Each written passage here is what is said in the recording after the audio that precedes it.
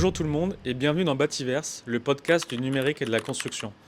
Pour cet épisode 4, on se retrouve à Rennes pour parler de l'énergie Sprong et de la construction hors site avec Myrtille Allard, qui est directrice de l'agence Grand Ouest de Red Cat Architecture.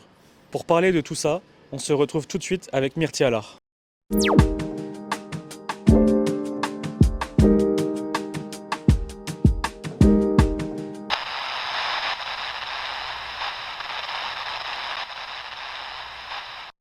Bonjour Myrtille, merci encore d'être venue, d'avoir fait le déplacement.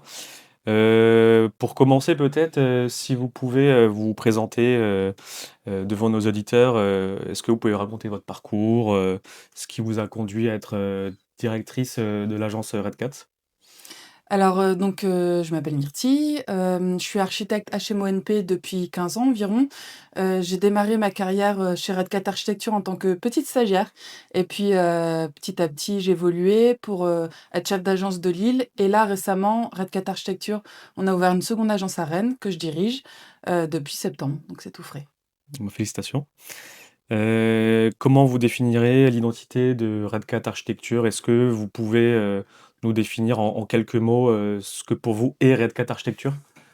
Alors, je pense que la spécificité chez Red Cat Architecture, c'est que, on a vraiment un pôle recherche et développement qui fait qu'on a et un think tank sur la ville des Jalaks qui fait qu'on réfléchit beaucoup à la manière de construire, comment construire, quel est notre impact environnemental et on a notamment 3 axes de travail qui nous caractérisent. C'est, l'amélioration de l'existant, l'amélioration de la performance énergétique et l'amélioration du process, notamment via le hors-site. Donc tout ça dans le cadre de votre cellule de R&D? C'est ça. OK. Mais bien sûr, cette cellule de R&D, elle irrigue toutes les actions qu'on fait au quotidien. C'est vraiment quelque chose de transverse à l'agence. OK, noyau central, Voilà, OK. c'est ça.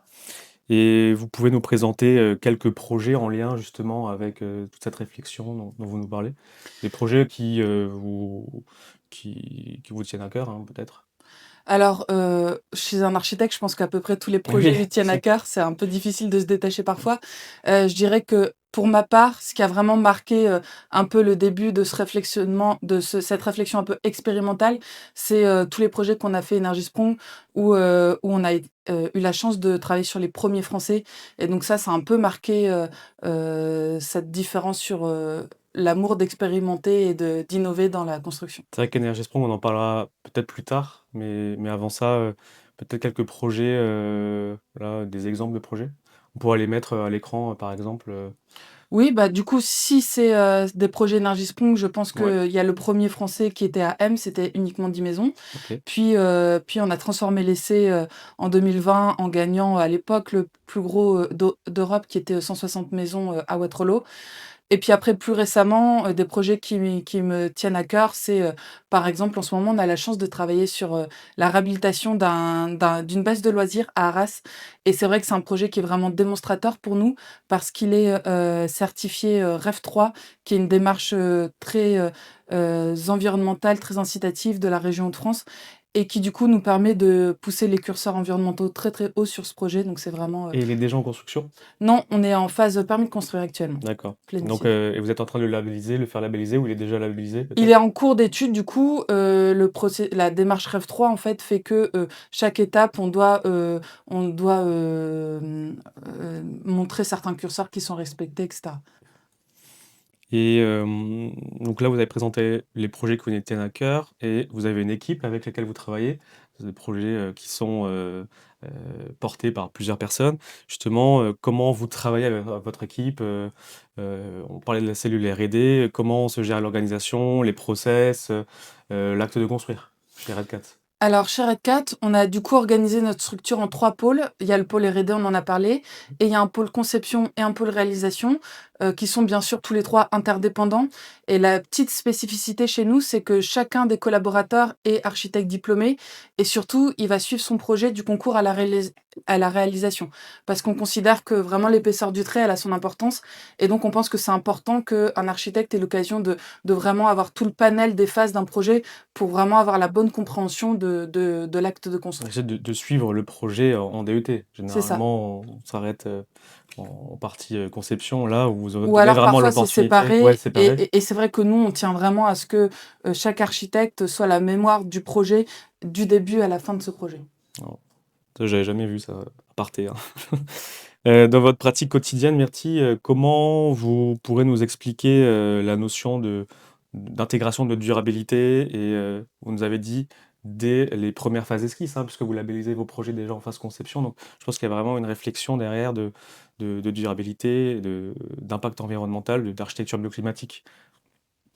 Alors, je pense que la durabilité, il y a beaucoup de leviers pour en parler. D'abord, c'est la pérennité des matériaux et de ce qu'on met en œuvre. Nous, on essaie d'avoir une conception toujours, le plus frugale et le plus low-tech possible, tout en mettant en place des équipements qui généreront peu d'entretien, peu de maintenance.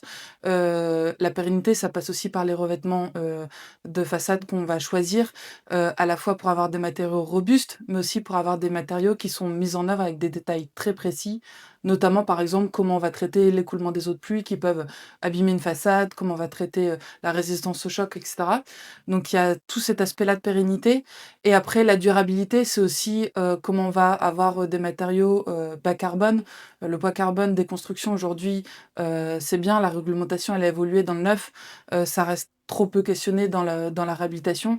Nous, on essaie vraiment d'apporter un poids carbone, le plus bas possible dans chacun de nos projets, que ce soit en construction neuve ou en réhabilitation. De respecter les derniers seuils qui sont imposés par la Oui, ou même, réglementation environnementale. ne pas attendre de respecter ces derniers Oui, seuils parce que voilà, en réhabilitation justement, le poids carbone, il est pas encore pris en compte. exactement. Nous, on le regrette et donc on n'attend pas justement d'avoir cette norme qui nous bloque, mais plutôt d'aller au-devant pour Oui. avoir, Le faire tout voilà, naturellement c'est ça. sans que la norme existe finalement. Voilà, c'est ça. D'accord. Maintenant, Myrtille, j'aimerais parler de la construction hors site, hein, du hors site un peu plus en profondeur. Depuis plusieurs années, on observe une augmentation des techniques de construction hors site. Je sais que vous, chez Radcat, c'est un sujet qui vous tient à cœur. Est-ce que vous pouvez un peu nous donner votre regard, votre ressenti par rapport au hors site chez Radcat? Alors, le hors-site pour nous, c'est plein de belles promesses, hein, parce que ça permet de résoudre plusieurs thématiques qui sont importantes en phase chantier. D'abord, il y a quand même une pénurie de main-d'œuvre en France qui est avérée, et donc le hors-site devrait permettre de répondre en partie à cette pénurie de main-d'œuvre s'il se structurait suffisamment. Il y a la question aussi de la qualité des constructions qui sortent en hors-site, parce que forcément, de travailler en usine, ça permet de maîtriser un peu plus le processus qualité des projets qui sont sortis. Et ensuite, le hors-site, ça permet quand même aussi de réduire drastiquement le temps de chantier. C'est encore plus pertinent quand on est sur des contextes urbains compliqués ou qu'on est en site occupé dans le cadre de réhabilitation. Donc ça, c'est vraiment un enjeu important. Et enfin, le hors-site, c'est quand même aussi une belle promesse sur la réduction des déchets, parce que forcément, travailler en usine, ça permet de maîtriser un peu plus la chaîne industrielle et donc de générer moins de déchets au global. Et donc ça, c'est quelque chose qui est appliqué dans tous vos projets, cette logique de hors site, hein, Alors nous, dans tous nos projets, ce qu'on questionne, c'est le process, c'est-à-dire les modes constructifs pour produire le projet. Quand on parle de hors-site, c'est un terme qui est vraiment vaste parce qu'en réalité, ça concerne plein de formes différentes de hors-site. Ça peut aller du kitting, quand on va venir, entre guillemets, palettiser des matériaux pour venir intervenir avec plus d'efficacité sur un lieu. Ça va aussi sur le pod. Le pod, ça peut être intérieur, comme par exemple, dès les années 1940, Buckminster Fuller avait créé des pods de salle de bain préfabriqués qu'on venait intégrer dans des bâtiments ou même dans des bateaux. Charles Perriand l'a fait un peu plus tard aux Arcs. Et aujourd'hui, c'est quelque chose qu'on commence à voir un peu sur le marché de la construction. Il y a aussi tout ce qui est pod extérieur, avec les équipements énergétiques, où on va mettre par exemple des tours énergétiques comme des packs, etc., qui vont faire vraiment tout le système énergétique de la maison qui va être plugué à une façade d'un logement. Après, il y a l'échelle du 2D. Ça, c'est Ouais. quelque chose qui est un peu plus courant, notamment l'ossature bois. Donc, ces panneaux d'ossature bois qui arrivent déjà tout faits.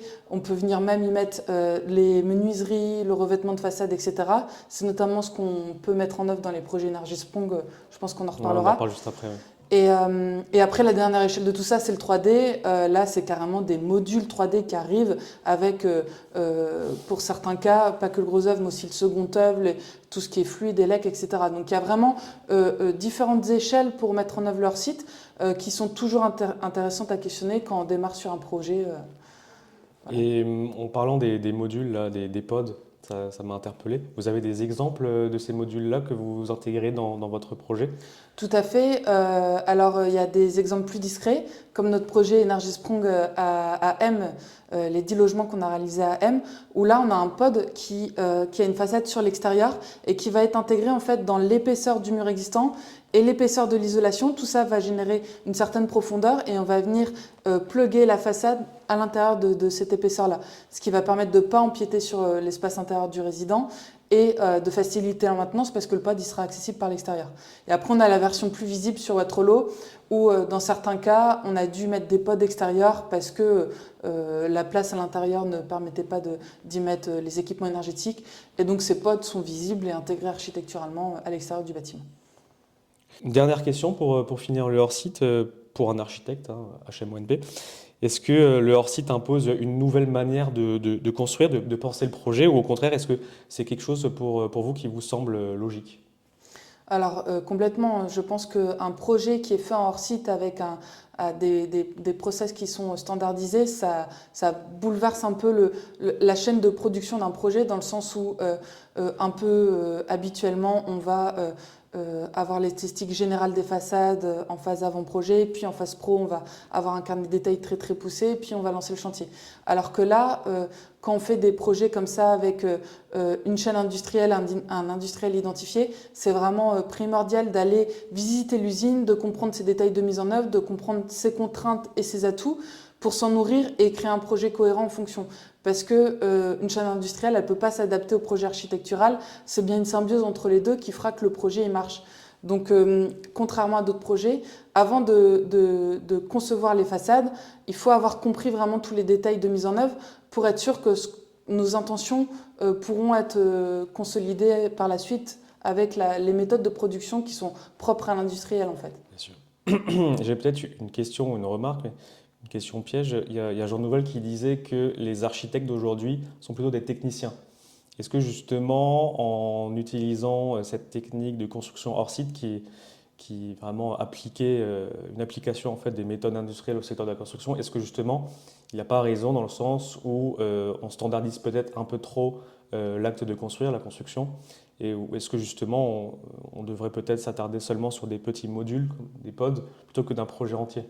Alors pour moi, on est pile sur l'enjeu de ces procédés en hors site. C'est quelque chose qu'on revendique à l'agence, c'est-à-dire que standardisation ne veut pas dire uniformisation. Ouais, Et nous, on se bat au quotidien pour que chaque réponse architecturale soit contextualisée. Ça n'aurait aucun sens de répondre de la même façon à un projet dans le nord de la France ou un projet dans le sud de la France.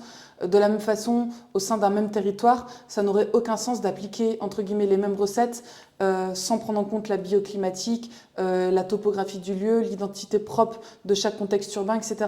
Et donc pour nous, c'est pas parce qu'on a standardisé certains détails de production qu'on ne peut pas avoir une réponse précise à chaque contexte. C'est pas antinomique en fait. oui, toute une Et question d'équilibre aussi, voilà, je tout est une suppose. question d'équilibre. On standardise des procédés constructifs, Ouais, mais après, la réponse à la façade, son rythme, sa matérialité, ses séquences, ses modes de nature, etc., ça doit rester bien sûr propre à chaque lieu, à chaque usage, etc. merci. Maintenant qu'on a parlé du hors-site, Myrtille, on pourrait parler de l'énergie sprong, hein, c'est un terme qu'on a entendu tout à l'heure, que vous avez cité. Est-ce que pour celles et ceux qui ne connaissent pas l'énergie sprong, hein, même moi j'ai découvert ça assez récemment, est-ce que vous pouvez nous expliquer en quelques mots ce qu'est l'énergie sprong? Bien sûr, donc Energy Sprong, c'est un concept néerlandais qui veut dire saut énergétique en néerlandais. Et en fait, il est né il y a à peu près 20 ans en Hollande. Et son principe est simple. Alors c'est une démarche, c'est pas un label.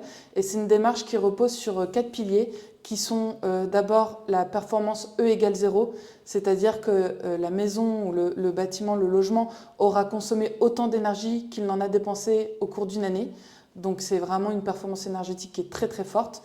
Le deuxième levier, c'est l'approche hors site de ces projets, parce que donc Energy Sprong, c'est à destination de bâtiments qui sont à réhabiliter, et donc il y a souvent des notions de site occupé, encore plus quand on parle de logement, et donc leur site permet de réduire la gêne en site occupé et d'être plus rapide. Donc ça, c'est le deuxième point. Le troisième point, c'est la notion de confort. Il faut que le résident, à l'issue des travaux, puisse vraiment déceler un nouveau confort dans son logement. Ça passe par forcément cette nouvelle coque thermique et ces nouveaux équipements thermiques, mais pas que. C'est aussi l'occasion d'adjoindre d'autres programmes de travaux qui vont permettre d'améliorer le confort du logement. Et le quatrième aspect vraiment important, c'est la garantie de cette performance énergétique qui va varier selon les bailleurs de 5 ans à 30 ans, selon les cahiers des charges.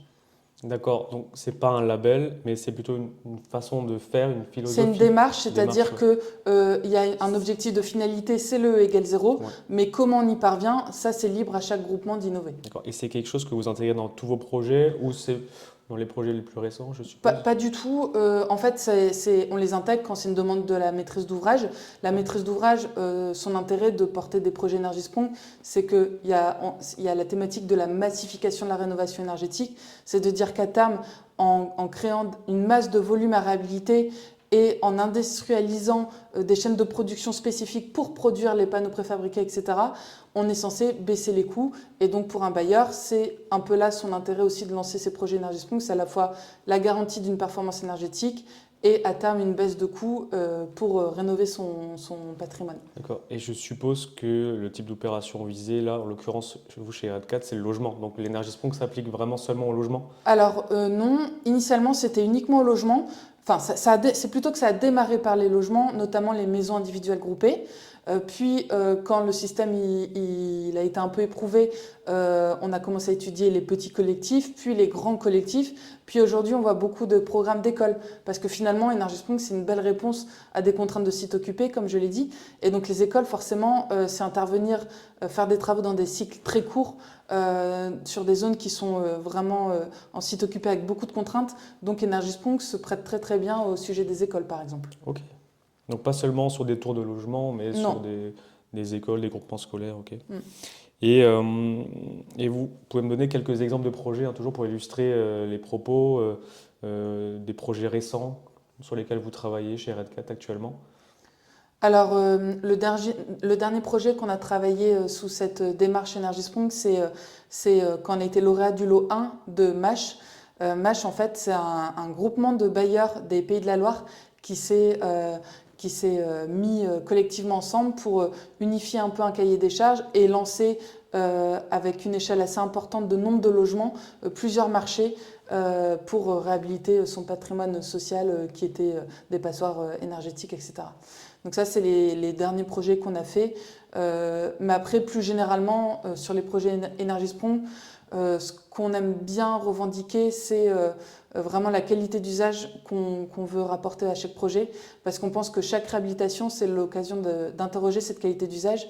Et donc, dans chacun des projets Energy Sprong, on va vraiment travailler plusieurs thématiques. Alors, ça peut aller de la séquence d'entrée. Comment on peut revaloriser la séquence d'entrée quand on constate qu'il y a des conflits d'usage, des problèmes de gestion des ordures ménagères, de signalétique, etc.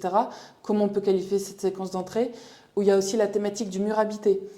Comment, quand on a une épaisseur existante, puis une épaisseur qu'on vient rajouter d'isolant, cette épaisseur-là s'agrandit, comment on peut venir lui donner de l'usage, donc en faisant une tablette de rangement, en faisant un bureau, en faisant une assise, etc. Donc interroger vraiment les conséquences de la réhabilitation pour en tirer quelque chose qui soit positif pour le résident. Ouais.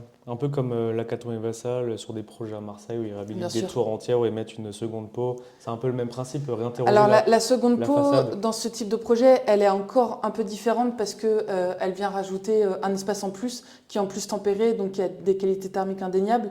Là, dans les procédés Energy Sprong, c'est quand même assez rare qu'on puisse aller jusque-là parce qu'en général, on va vraiment être un peu cantonné à la façade existante. Ok. Ça, Sans changer la modénature de la façade? alors on va changer la modénature de la façade, Ah. mais en tout cas on va pas forcément changer son enveloppe. Ok. Voilà, on va vraiment rester plutôt sur une performance très importante parce que forcément pour être E égale 0, alors il y a plusieurs dispositifs, on doit changer les équipements énergétiques, on doit mettre des panneaux photovoltaïques et surtout on doit avoir une étanchéité à l'air qui est vraiment très très importante.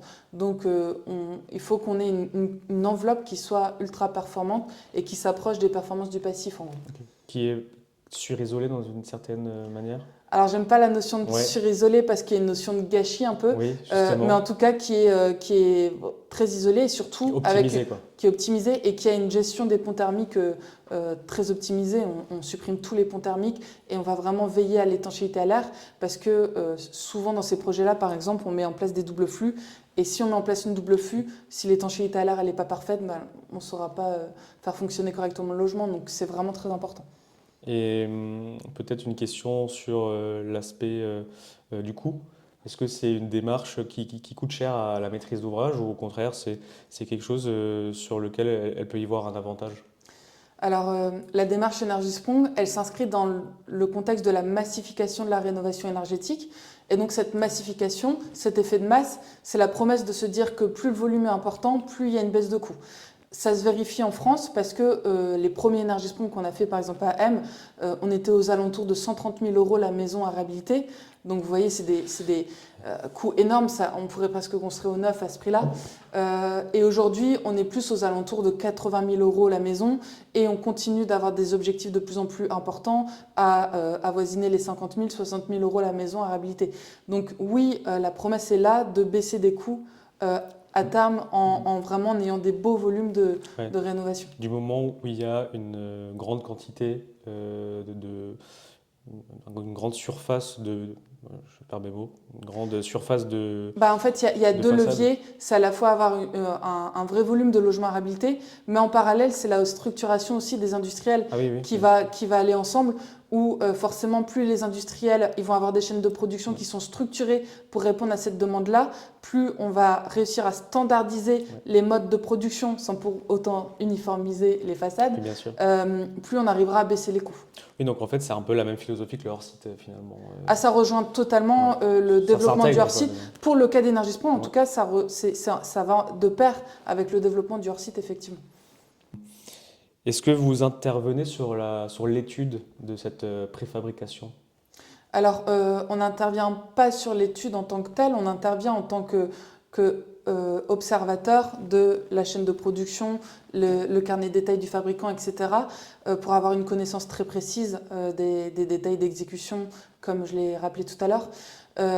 Et c'est vraiment cette symbiose-là, cet échange entre l'industriel et l'architecte, le bureau d'études, l'entreprise générale, etc., qui va permettre de produire vraiment un carnet de détails très optimisé, très, très intelligent dans toutes ses composantes, et qui va du coup permettre de livrer un beau projet à la fin.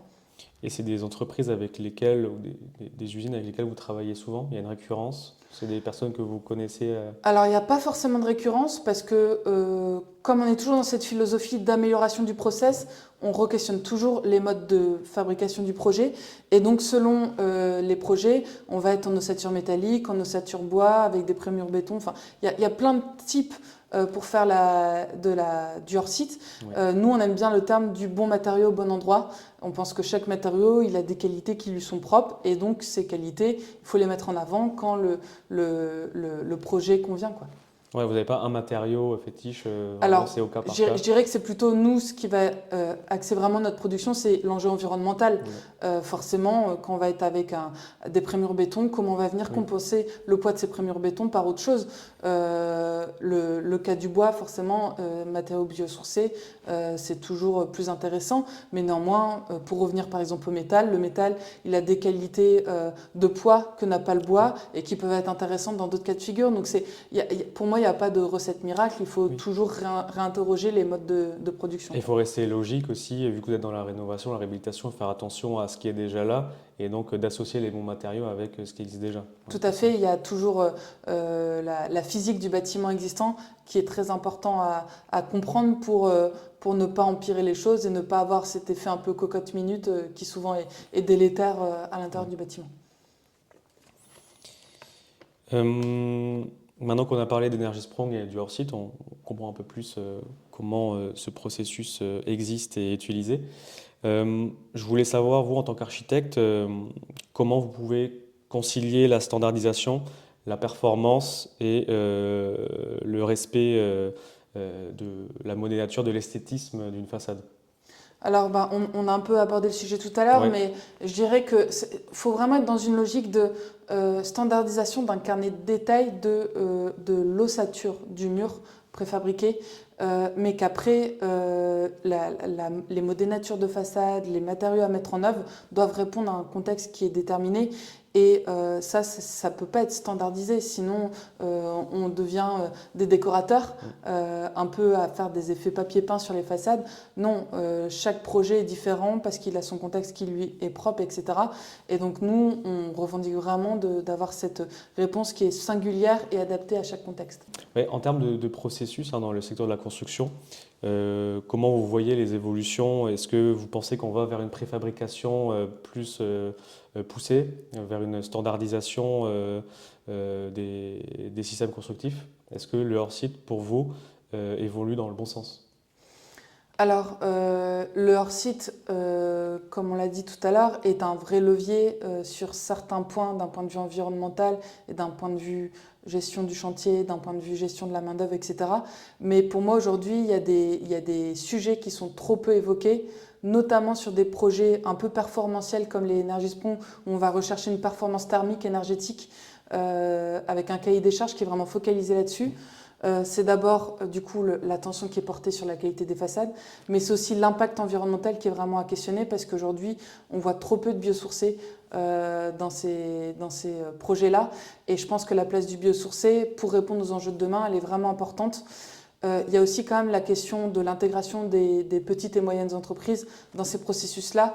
Il ne s'agirait pas, parce qu'on fait devenir mature des filières industrielles pour de la préfabrication, de favoriser que les majors et au détriment des petites PME. Donc il faut trouver un équilibre comme ça qui doit se faire. Tout à l'heure, on parlait du bon matériau au bon endroit. Je pense qu'il y a aussi peut-être le bon site au bon endroit qui ne doit pas être adapté non plus à tous les cas de figure et qui ne doit pas non plus se faire au détriment du développement du biosourcé ou de la place de ces artisans qui font des choses aussi merveilleuses à leur échelle. Mmh, bien sûr. Et justement, vous en tirez quoi comme enseignement de l'Energy-Sprong, du hors-site en général? Bah, en ce qui concerne en tout cas Energiespont, c'est vraiment les deux écueils que j'ai relevés sur l'impact environnemental ou en fait de manière plus générale, la norme étant très très peu incitative dans le domaine de la réhabilitation, on n'interroge pas assez le poids carbone de nos constructions. Ça pour moi c'est vraiment un écueil. Et le deuxième écueil c'est toujours cette vigilance de standardiser ne veut pas dire uniformiser et de réussir à toujours avoir un projet qui est très très adapté au contexte, de ne pas être toujours dans des logiques performantielles, mais bien dans des logiques où on est là pour créer des bâtiments qui vont encore vivre 30 ans, 50 ans. C'est des belles promesses.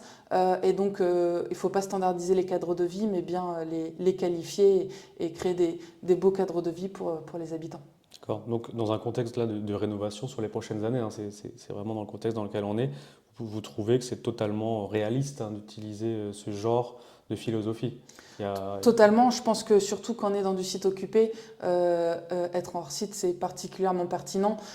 Faut se rendre compte que par exemple une maison, sur notre projet de Waterloo, le matin l'habitant il partait travailler, le soir il revenait, sa façade de devant était complètement finie. Ça a presque un côté presque brutal tellement c'est rapide. Mais en tout cas ça permet vraiment de diminuer la gêne pour le locataire et en ce sens je pense que c'est des dispositifs qui sont vraiment très pertinents. Et qu'est-ce qui pourrait, selon vous, accélérer l'utilisation de ce procédé? Est-ce que même la maîtrise d'ouvrage ne devrait pas obliger cette démarche-là plus souvent dans ses projets? Est-ce que ce ne serait pas plutôt une norme à respecter? Non, parce que je pense que justement, on le disait tout à l'heure, ça créerait des frontières et ça peut-être favoriserait trop les majors par rapport aux petites PME. Je pense que leur site, il est pertinent aussi quand on est dans des logiques de massification, que ce soit en réhabilitation ou en neuf. Quand on est dans de la massification, lancer des chaînes industrielles sur des gros volumes, c'est pertinent.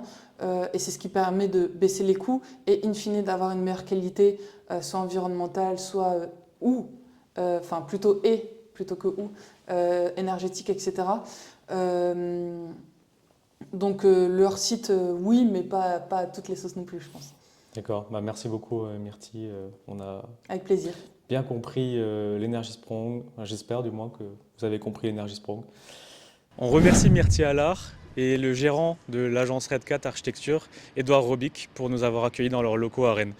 Merci aussi à vous de nous avoir suivis depuis le début et d'avoir regardé cet épisode avec beaucoup d'attention, je l'espère. C'était Christopher pour BIM Service, à bientôt.